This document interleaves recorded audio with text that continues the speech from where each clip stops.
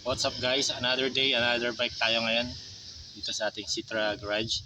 So guys, meron tayo dito ang Sea of Moto na sports bike, ang ating 300 SR.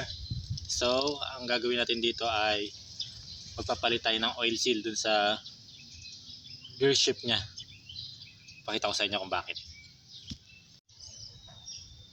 Ayan, so guys, ito yung ating gear shift. Sa mga nakaka-experience ito na may konting leak dito, ayan o, kita nyo, meron siyang konting oil doon.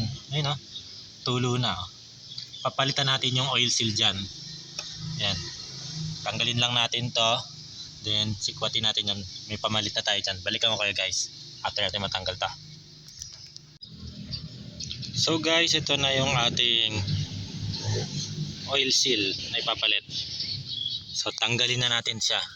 Ayan, sungkitin lang natin.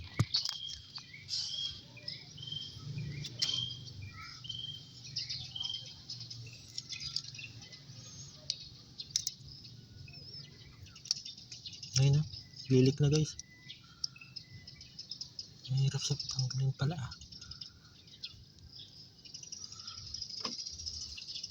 Ayan, tanggal ko na.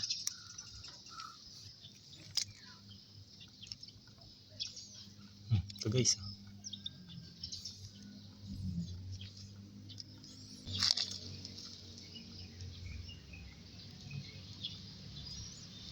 Ayan. Ayan, sakto-sakto oh.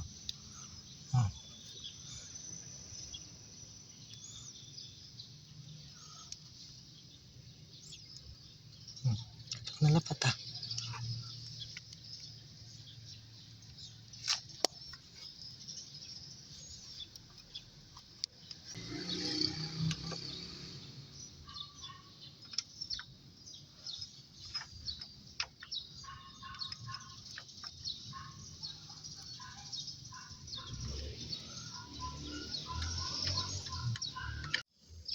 So guys, tapos na tayo mag-install ng ating oil seal dito sa ating gear shift.